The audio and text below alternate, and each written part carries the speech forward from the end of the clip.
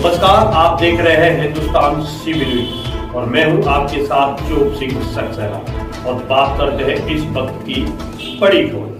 एक बार फिर देश के प्रधानमंत्री नरेंद्र मोदी तीसरी बार देश के प्रधानमंत्री पद की शपथ लेंगे। इसको लेकर दिल्ली में तमाम तरह की तैयारी की गई है। साथ ही साथ आपको बता दें, देश के प्रधानमंत्री नरेंद्र मोदी को तीसरी बार शपथ ग्रहण में उन्होंने तमाम देशी विदेशी पर्यटकों, देशी विदेशी मेहमानों को यहाँ बुलाया है। विदेशी डेलीगेट्स यहाँ पहुँचेंगे। साथ ही साथ उन्होंने तमाम कामगारों को भी अपने शपथ ग्रहण समारोह में बुलाया गया है। इसको लेकर किसान यूनियन के जिला अध्यक्ष राजवीर लवानिया ने देखिए किस प्रकार किसानों का विरोध प्रदर्शन किया है। उनका आरोप है कि किसानों के लिए कोई भी निमंत्रण पत्र नहीं पहुंचा है, जबकि देश के प्रधानमंत्री नरेंद्र मोदी ने सभी कामगारों और सभी अन्य लोगों के लिए निमंत्रण पत्र भेजे हैं और उन्हें अपने शपथ ग्रहण समारोह में शामिल करने की बात कही है, जबकि किसानों को उन्होंने बुलावा नहीं भेजा है। उन्होंने कहा है सरकार हमेशा किसान विरोधी रही है और आगे भी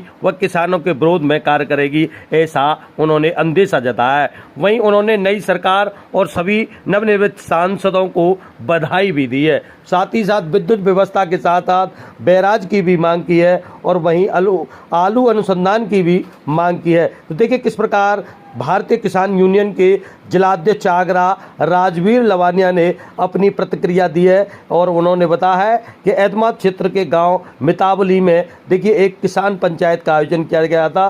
भारतीय किसान यूनियन टिकैत की पंचायत हुई, जिसमें मजदूरों को बिजली उपभोक्ताओं के मुद्दे भी उठाए गए और अनेक प्रकार की देखिए किस प्रकार उन्होंने यहाँ भारत सरकार तीसरी बात जो बनने जा रही है उस पर निमंत्रण पत्र न आने पर किस प्रकार अपनी प्रतिक्रिया व्यक्त की है। मैं राजवीर लवानिया, जिलाध्यक्ष भारतीय किसान यूनियन टिकैत जनपद आगरा। आज सभी नवनिर्वाचित सांसदों को बधाई, ढेर सारी शुभकामनाएं। सरकार का गठन हो रहा है, इसलिए सरकार को भी बधाई, शुभकामनाएं। लेकिन बड़ा दुर्भाग्य है, सोचने का विषय है कि यहाँ पर वकीलों को बुलाया गया, कलाकारों को, हसीनों को बुलाया गया, हकीमों को बुलाया गया, सबको बुलाया गया, लेकिन देश का अन्नदाता जो देश को अन्न खिलाता है, आज उस किसान को नहीं बुलाया गया। ये बड़ा दुर्भाग्य का बात है। ये वास्तविक रूप से आदरणीय मोदी जी जिस तरह से 10 साल से किसानों का शोषण करते हुए आ रहे हैं, मुझे लगता है फिर उनकी मंशा है कि 2024 से लेकर 2029 तक क्या फिर सरकार द्वारा जो शोषण किसानों को होगा फिर करने के मूड में। यदि माननीय प्रधानमंत्री जी ऐसा आपको लगता है कि आप किसान से टकराने के मूड में हैं, तो किसान भी आपसे टकराने के मूड में हैं। लेकिन अब आपको काम करना पड़ेगा, किसान के हित में काम करना पड़ेगा। जैसा कि आप जानते हैं कि यहाँ पर विद्युत व्यवस्था की क्या हालत हो रही है, आगरा में बैराज की क्या स्थिति है, भूगर्भ जल समाप्ति की तरफ चला गया। आप बैराज बार बार जब चुनाव आते हैं तो कहते हैं कि हम बैराज लेके आएंगे। अरे आपने तो एक काम और कर दिया, आलू अनुसंधान संस्थान केंद्र को भी आपने आगरा को दिया और आपने अभी आगरा से छीन लिया।